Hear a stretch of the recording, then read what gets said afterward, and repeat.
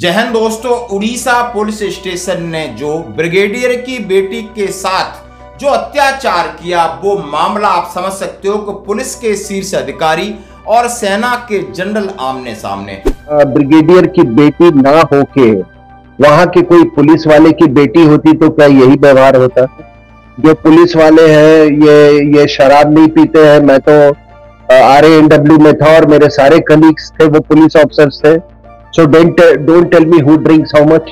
हम लोग MP से आए, वो 38-36 घंटे हो गए, मैंने मैच नहीं खुली हमारी, खाना नहीं बना और रहने की व्यवस्था नहीं है यहाँ। गर्मी बहुत ज्यादा और एक भी पंखा कूलर कोई व्यवस्था नहीं। पानी वो गुंडों से भागती हुई थाने आई, थाने में गुंडे मिल गए, बस इस बार वर्दी में थी। क्या कहते हैं पत्रकार रवीश कुमार, क्या कहते हैं कर्नल RSN सिंह, यानी रॉ प्रमुख रह चुके हैं। क्या कहा है कि फौजी कल्चर कैसा है और पुलिस का कल्चर कैसा है, कैसे ये पुलिसी अपना हावी होते हैं। क्या नेता की बेटी होती तो ऐसा करते? क्या किसी पुलिस अधिकारी की बेटी होती तो ऐसा करते? आखिर जब पता है ये फौजी ब्रिगेडियर की बेटी है और एक मेजर की मंगेतर है, बात अब सामने कर दी है कि उन्होंने ड्रंक किया था, तो ड्रंक कौन नहीं करता। वो अपने घर से जा रहे हैं, यदि गुंडों से बचते बचाते थाने पहुंचती है, क्या पुलिस वाले भी वर्दीधारी गुंडे बन गए? ये कह रहे हैं कर्नल रवि साहब। और बात इन दोनों वीडियो दिखाऊंगा, उसके साथ मैं आपके सामने ये चीज प्रस्तुत करूंगा कि पुलिस वालों की जब ड्यूटी कश्मीर में लगी तो कैसे हाँफ रहे हैं। वहां पर CRPF अपना पूरा लाइफ निकाल देती है बाहर, फौज निकाल देती है, लेकिन एक मध्य प्रदेश पुलिस को चुनाव ड्यूटी के लिए वहां लगाया जाता है तो सामने मीडिया के सामने किस तरह रो रहे हैं, गिड़गिड़ा रहे हैं कि मुझे सुविधाएं चाहिए।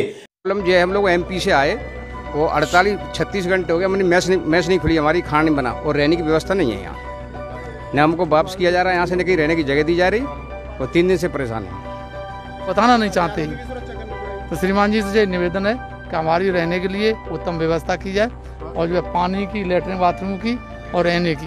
ड्यूटी के लिए मैं सक्षम में ड्यूटी में आया हूँ के लिए उच्च कोटि की व्यवस्थाएं नहीं दी जाएंगी तो हम लोग सभी अस्वस्थ हो जाएंगे। तो कैसे आगे कार्य करेंगे, ड्यूटी के निर्वहन कैसे करेंगे? गर्मी बहुत ज्यादा और एक भी पंखा कूलर कोई व्यवस्था नहीं, पानी तक की व्यवस्था नहीं, रहने की व्यवस्था, ऊपर छत नहीं है। बारिश का समय है, ये ऑटोमेटिक वेपन्स हैं, ये खराब हो जाएंगे साले, आगे कौन जिम्मेदारी? मुझे आरामदायक चाहिए सब कुछ, लेकिन इन्हें एहसास होना चाहिए था इन्हीं कंडीशन में आपके भाई पैरामिलिट्री फोर्सेस ड्यूटी देते हैं, वहां पर सेना ड्यूटी देती है और यहां जंग लड़ती है, ड्यूटी नहीं देती, अपनी जान पर खेलती है और आपके पसीने छूट रहे हैं। जरा इसकी वीडियो को भी दिखाऊंगा। सबसे पहले मैं बात करूंगा कि उड़ीसा पुलिस स्टेशन में सैनिक की मंगेतर पर यौन उत्पीड़न को लेकर पूर्व IPS अधिकारी बनाम पूर्व सेना प्रमुख का मामला।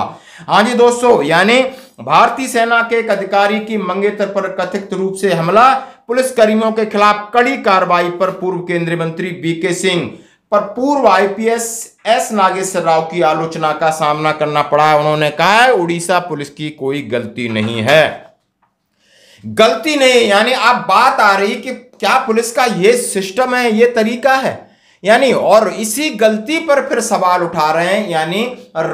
यानी रिसर्च एंड एनालिसिस विंग में रहे हमारे कर्नल RSN, उन्होंने कहा इनका रवैया ऐसा है, इन्होंने स्वतंत्रता सेनानियों को नहीं छोड़ा। ये पुलिस वालों को जो अंग्रेजियत से ये चीज मिली है, वो ये नहीं जानते हैं कि सेना का जॉब कंटेंट्स क्या है, सेना का अंदर का कल्चर क्या है, सेना किस तरह रेस्पेक्ट करती है। सेना कभी फ्रस्ट्रेट नहीं होती, चाहे आप डिजास्टर कंडीशन में उसको लगा दो, वो अपने सिटीजन्स के लिए गोदी में उठाएगी, बूढ़ों को उठाएगी, यहां तक जानवरों के प्रति भी दया का भाव रखती है। कई लोग हैं जो कि आर्म फोर्सेस के संस्कृति और जिसे अंग्रेजी में कल्चर कहेंगे उससे वो वाकिफ नहीं है। आपका जो जॉब कंटेंट होता है, whatever is your job content, उसके प्रति आदमी उसी तरह की संस्कृति हो जाती है। ये 3 घटना अभी हाल में घटी है और चलिए पुलिसिंग एक बात है, कानून और व्यवस्था एक बात है, लेकिन आपको सेंसिटिविटी से तो किसी ने नहीं रोक रखा है। मान लीजिए कि ये अभी जो भुवनेश्वर में हुआ, वहां पर अगर कोई ब्रिगेडियर की बेटी ना होके वहां के कोई पुलिस वाले की बेटी होती तो क्या यही व्यवहार होता? और ये तो मैं नहीं कह सकता कि ये जितने जो पुलिस वाले हैं ये शराब नहीं पीते हैं। मैं तो RANW में था और मेरे सारे कलीग्स थे वो पुलिस ऑफिसर्स थे। So don't tell me who drinks how much.